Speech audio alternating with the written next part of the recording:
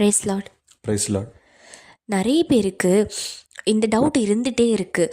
நானும் நிறைய இடத்துல பார்த்துட்டே இருக்கேன். நிறைய பேர் இந்த கேள்விகளை கேட்டுகிட்டே இருக்காங்க.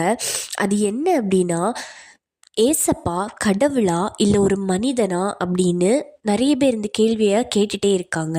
அது மாத்திரம் இல்லாமல் தேவனை அறியாத நிறைய ஜனங்கள் ஏசப்பா வெறும் ஒரு மனிதன் தான், அவர் ஒரு இறை தூதன் அப்படின்லாம் சொல்கிறாங்க. ஆனால் இதை பற்றி பைபிள் என்ன கூறுது, அது என்ன விளக்கம் தருது அப்படின்னு இதை பற்றி கூற முடியுமா? கண்டிப்பாக இதை பற்றியான விளக்கத்தை நம்ம கேட்கக்கூடிய கட்டாயத்தில் இருக்கிறோம். கண்டிப்பாக பரிசுத்த வேதாகமம் சொல்வது என்னன்னா, பரிசுத்த வேதாகமத்தின் அடிப்படையில் பார்த்தால் அவர் மனிதனா இல்லை, அவர் இறைதூதனா இல்லை, அவர் தான் நம்ம ஆராதிக்கக்கூடிய ஆண்டவராக இயேசு கிறிஸ்து.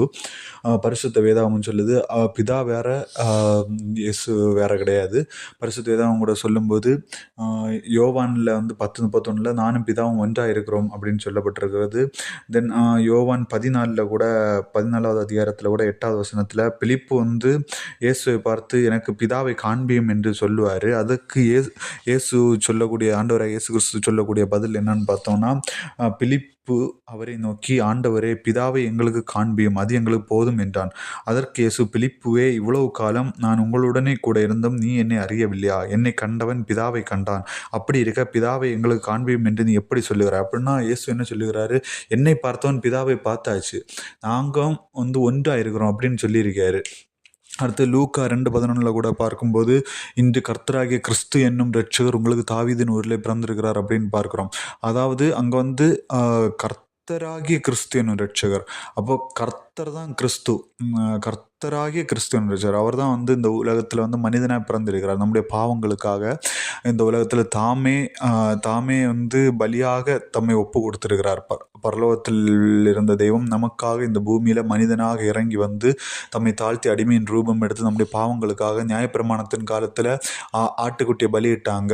ஆட்டுக்குட்டியை பலியிட்டாலும் பாவம் அதிகரிச்சுட்டே இருந்தது. அந்த பாவத்தை தேவன் கட்டுப்படுத்துவதற்காக தாமே மனிதனாக இந்த உலகத்தில் பலியாக அடிக்கப்பட்டு அதிலிருந்து நம்மளை மீட்டு நம்மளை ரட்சிப்பின் வழியில் நடத்துவதற்காக தாமே மனிதனாக வந்தாரே தவிர அவர் ஒரு சாதாரண மனிதனும் அல்ல, அவர் இறை தூதனும் அல்ல. அவர் தான் தெய்வம், நம்ம ஆராதிக்கக்கூடிய தெய்வம்.